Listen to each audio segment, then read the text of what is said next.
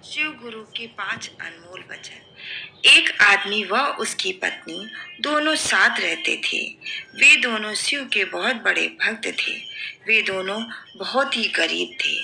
पत्नी अपने पति पर हमेशा गुस्सा किया करती थी कि तुम दूर देश जाते और कुछ कमा करके ले आते। तो एक दिन उसके पति ने कहा कि आज मैं दूसरे देश को जाऊंगा कमाने के लिए, तुम कुछ खाने का इंतजाम कर दो। उसकी पत्नी ने पड़ोस के घर से जाकर आटा मांगा। आटा मांग कर लाई और रास्ते के लिए खाना बना करके उसको दिया और वह चला गया। चलते चलते उसे एक कुटिया दिखाई दी।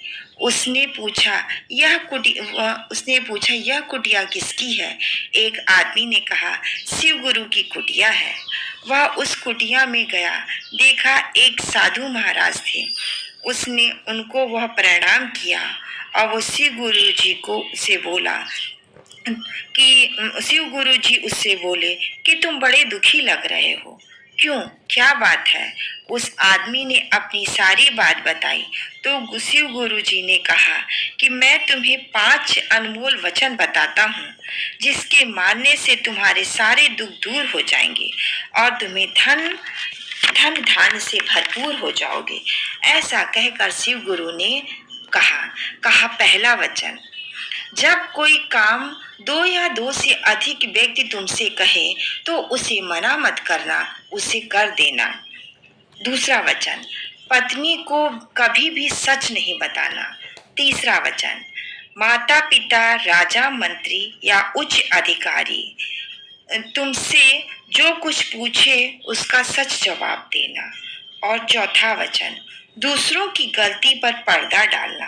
पांचवा वचन, कभी भी कहीं भी जाओ, वहां रास्ते में शिव गुरु की चर्चा, शिव भजन या शिव पूजा सत्संग हो रही हो तो 4 काम छोड़ करके भी तुम पहले शिव चर्चा पूरा सुनो और प्रसाद लेकर ही जाना चाहिए। यह नियम संसार के सभी व्यक्तियों पर लागू होता है। ऐसा कहकर वह अंतर्ध्यान हो गए। वह शिव गुरु कोई और नहीं, स्वयं शिव भगवान थे। अपने भक्त को सही रास्ता दिखाने के लिए आए थे। वह आदमी वहां खाना खाकर थोड़ी देर आराम किया और चल दिया। चलते चलते जंगल में पहुंच गया। तभी उसे 3 आदमी मिले। उसने कहा कि हम चारों दोस्त हैं और व्यापार करके अपने घर वापस आ रहे थे और रास्ते में एक व्यापारी के पेट में जोर सा दर्द होने लगा और जिसके कारण वह मर गया। और यह जंगल है, शाम हो गई है, हमारे पास सामान ज्यादा है, हम इसका अंतिम संस्कार नहीं कर सकते हैं। तुम पैसे ले लो व इसका अंतिम संस्कार कर दो और इसकी खबर हम इसके घर वालों को दे देंगे। और उसे शिव गुरु का पहला वचन याद आया।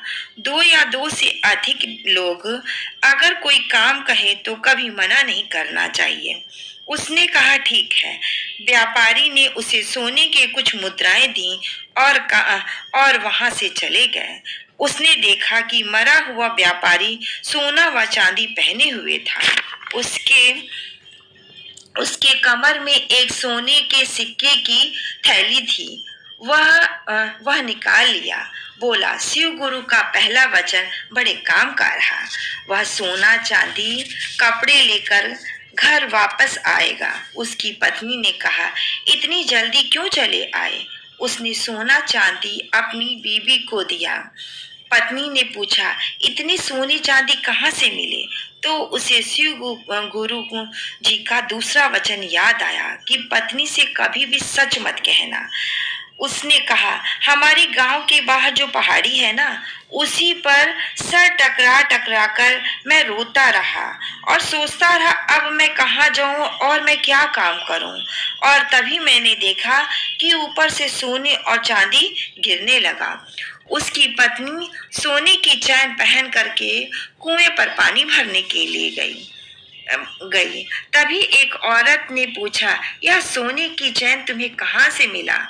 बोली मेरा पति लाया है। कहाँ से लाया है?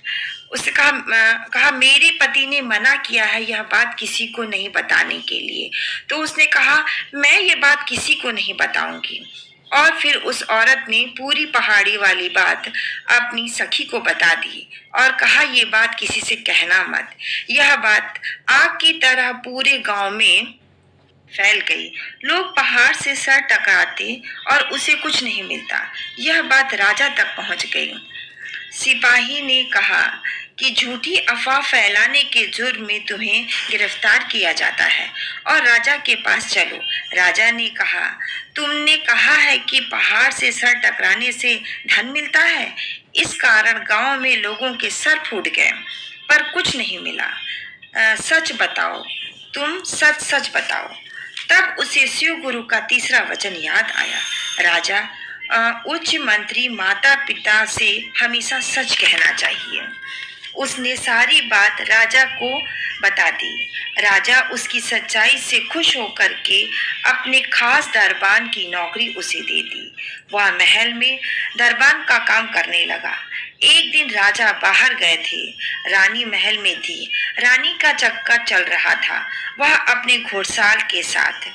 वह आदमी रानी के कमरे में गया तो उसने देखा कि रानी घोड़साल के साथ बिस्तर पर थी। उसे गुरु का चौथा वचन याद आया कि दूसरों की गलती पर देखकर पर्दा डाल देना चाहिए। उसने रानी और घोड़साल को साथ देखकर उस पर पर्दा डाल दिया।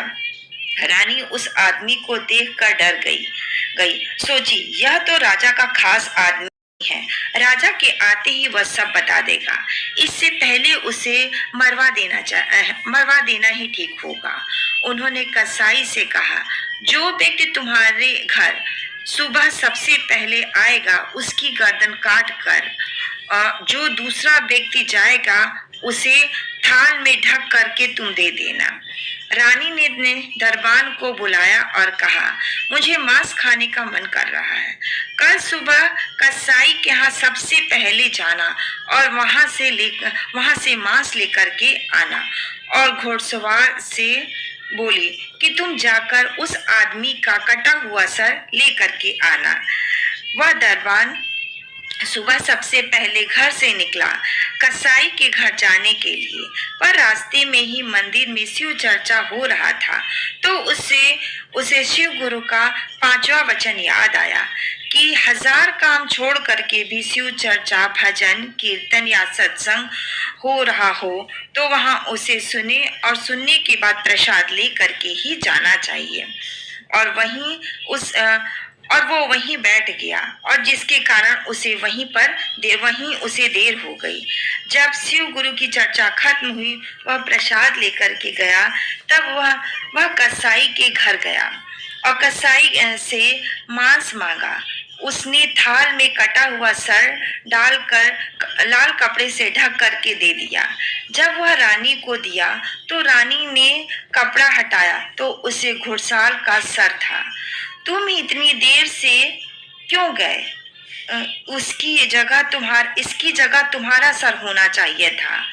वह कहकर रोने लगी। जब राजा को पूरी बात का पता चला तो वह उस दरबान को अपना प्रधानमंत्री बना दिया और रानी को कारागार में डाल दिया। जो भी भाई बहन लोग जो शिव चर्चा या शिव गुरु के इस 5 वचन को अपनाएगा उसको धन धान्य व वैभव की कभी भी कमी नहीं होगी। बोलो शिव महाराज की जय, बोलो शिव भगवान की जय। हरिओम।